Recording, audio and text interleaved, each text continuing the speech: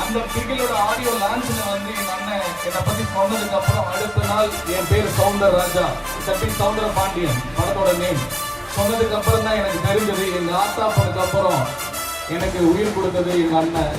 அதுதான் எனக்கு